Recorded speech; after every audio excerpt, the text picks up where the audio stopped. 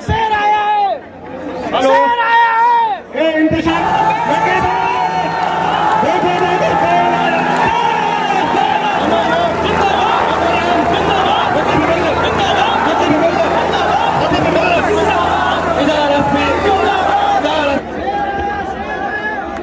तस्वीरें क्लिक कर लो वैसे, आज तस्वीर से निकालेंगे। और आप ये बात भी जानते हैं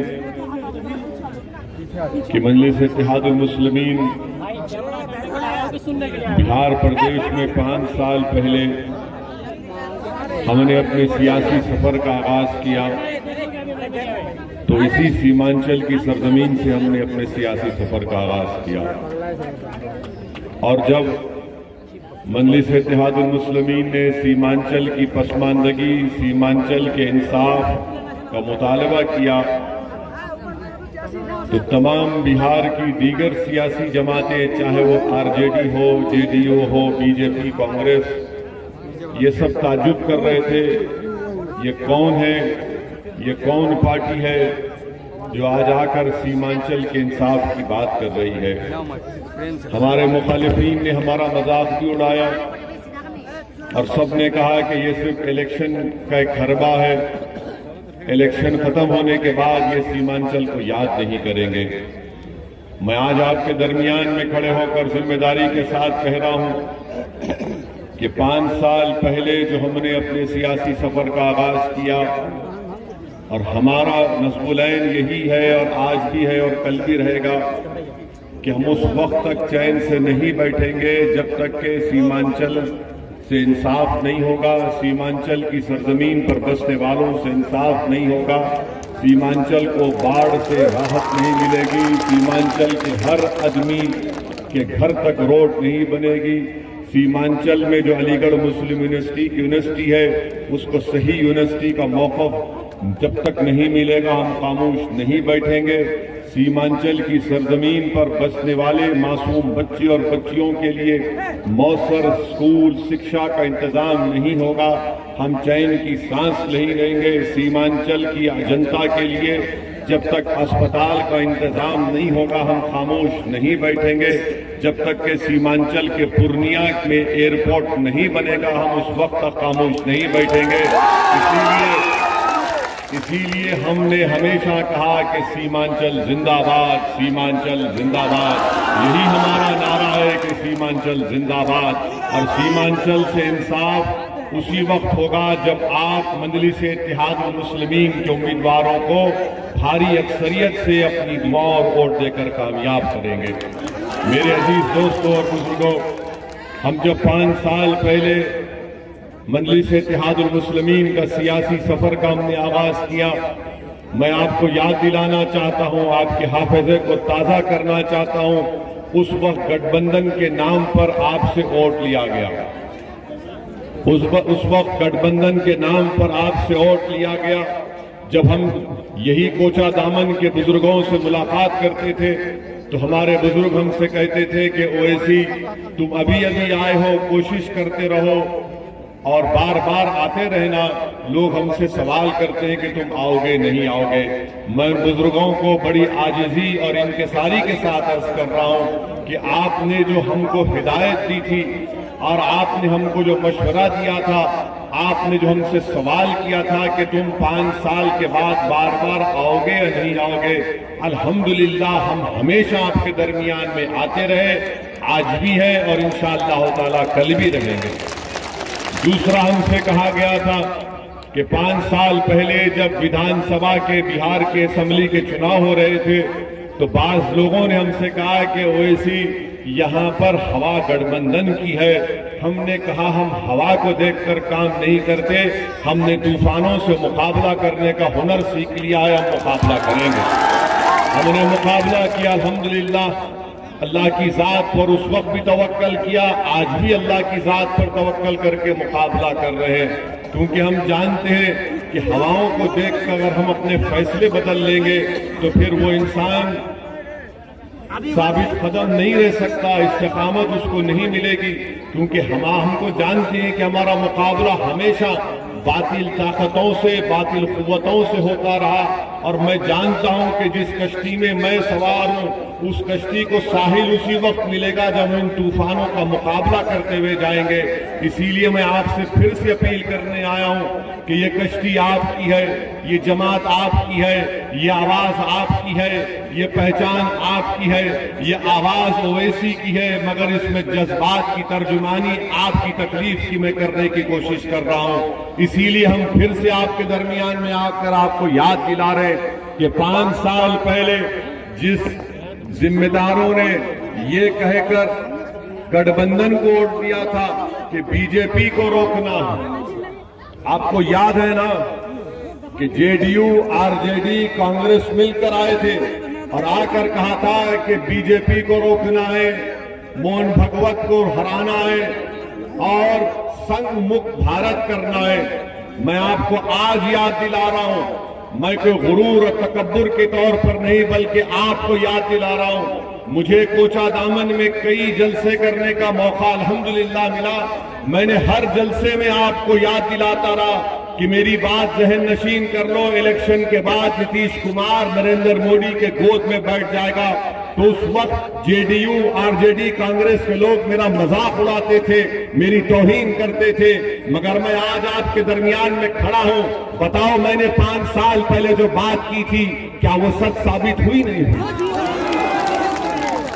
जिसको आपने वोट किया वो आज नरेंद्र मोदी के गोद में बैठकर दूध पी रहा है।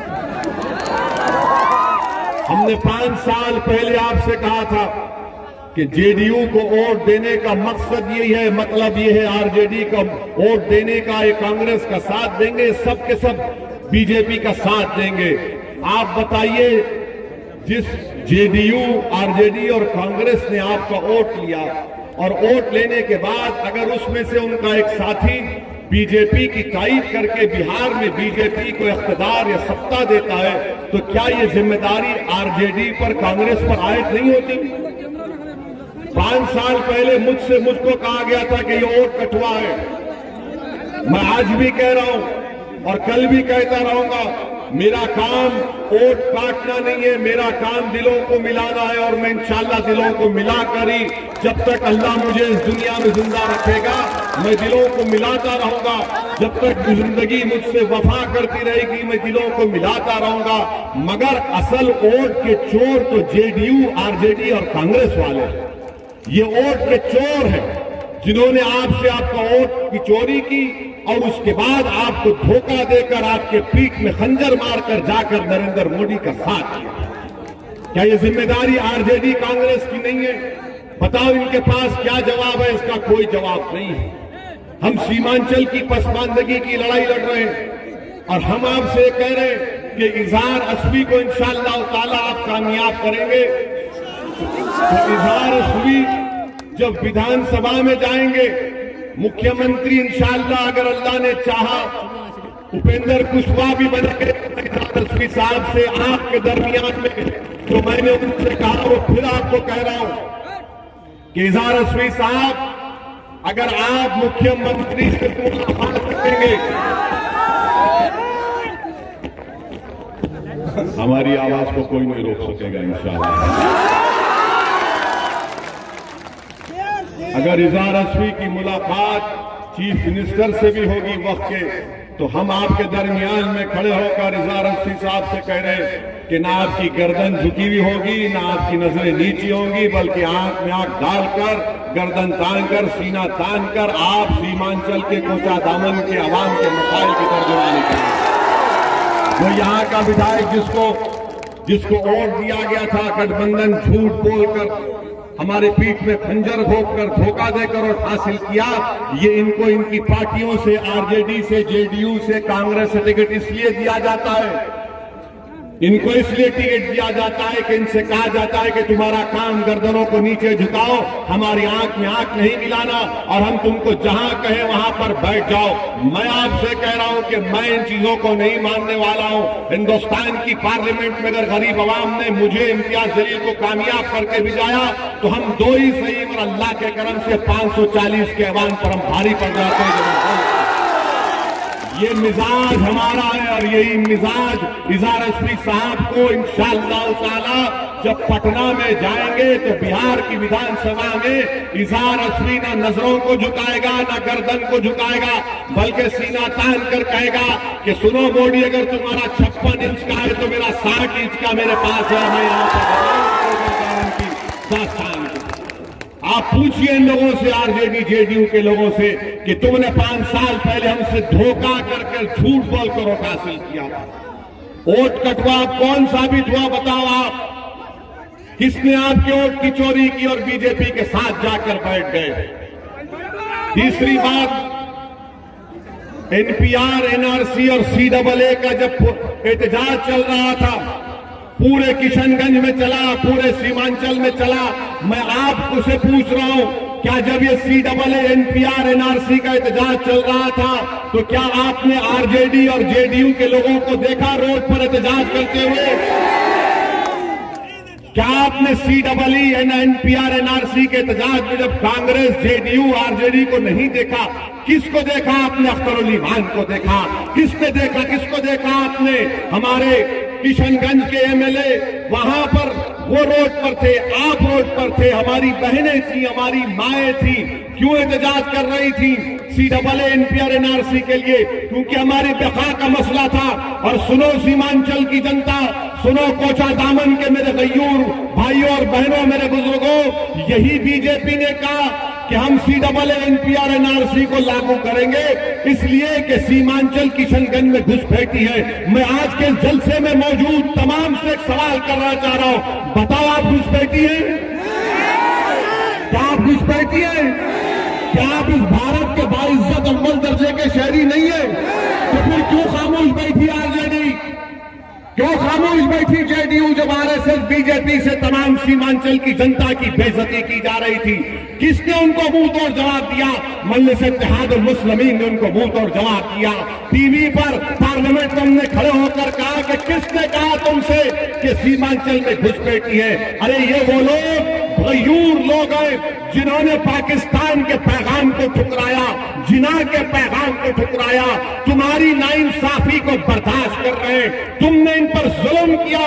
बिहार के हर इलाके में तरक्की हुई, मगर अगर कहीं पर तरक्की नहीं होगी तो सीमांचल में नहीं होती। अरे एम्स आता है, पटना को जाता है, दरभंगा जाता है, मगर सीमांचल की सरजमीन पर नहीं आता।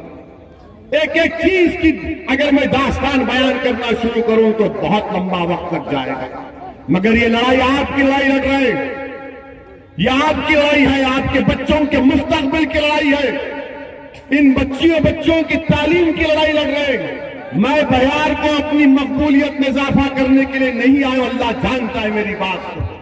मैं बिहार को इसलिए आया और सीमांचल की लड़ाई ये आपके मुस्तकबिल के लिए, ताकि आप लीडर बने, आपकी क़ियादत बने, जो इन तमाम जेडीयू, आरजेडी की गुलामी से आजाद हो, ज़हनी गुलामी से आजाद हो, सियासी गुलामी से आजाद हो, हर तरह से हमको आजादी मिले, ताकि सही मानों में यहाँ पर तरक्की हो, यहाँ पर काम हो, यहाँ पर स्कूल बने, यहाँ पर आप सीना तान कर कहे कि हाँ अब हमारी एक आवाज है जो इज़हार रश्मी के रूप में विधानसभा में गूंजेगी। ये पैगाम आपको देने के लिए आया है। मेरे अजीज दोस्तों और बुजुर्गों, बहुत सी बातें होती हैं, बहुत से नारे लगाए जाते हैं। अब जब आरजेडी के लोग आएंगे तो एक ही बात कहेंगे, जो बीजेपी को रोकना है। एक ही बात कहेंगे जब आरजेडी कांग्रेस वाले आएंगे, कहेंगे बीजेपी को रोकना है। अरे जब यहां पर मक्का की फसल का पैसे नहीं मिले तो वो बीजेपी है क्या? मिला आपको फसल के पैसे मिले आपको? अब वो नहीं बोलेंगे नहीं, वो हैदराबाद से एक दीवाना आया था, उसकी बातों पे नहीं जाना, वो जज्बाती तकरीर करता है, वोट कटवा है। अरे तुम वोट चोर हो, तुमको सीमांचल की जनता से क्या मोहब्बत? तुम कब तक बीजेपी का डर हमको दिखाओगे? अरे याद रखो, अगर मैं दुनिया में आया तो खून के लुथड़े से आया, अल्लाह के करम से आया। अगर मैं दुनिया में पैदा हुआ तो अल्लाह के काम से पैदा हुआ। अगर मैं दुनिया में जीऊंगा तो अल्लाह के काम से जीऊंगा, अगर मैं मर के जाऊंगा तो मेरा हिसाब भी अल्लाह करेगा। ना तुम दुनिया में करोगे ना आखिरत में करोगे। मैं अल्लाह का मोहताज था, हूं और रहूंगा। मैं किसी सियासी जमात के पैसा के ऊपर जिंदा नहीं रह सकता, नहीं रह सकता। मेरे अजीज दोस्तों और बुजुर्गों, आपको ये समझना है कि जब तक भारत की जमहूरियत में आपकी एक आजाद सियासी आवाज नहीं होगी, आप अपने मसाइल को हल नहीं करवा सकेंगे। 540 का भारत का लोकसभा है। जब CAA का कानून आया तो पूछो ये आरजेडी वालों से, पूछो ये कांग्रेस वालों से, पूछो ये JDU वालों से, किसमें हिम्मत थी कि मोदी के सामने मैंने कहा यह कानून महात्मा गांधी और अम्बेडकर के खिलाफ है, उसको पार कर फेंका। हिम्मत नहीं कर सकते थे। जब मैंने वो कानून को पाया पार्लियामेंट में तो सन्नाटा जारी हो गया। किसी एक बीजेपी के JDU के MP थे, बोले कि वैसी तुमको डर नहीं लगता।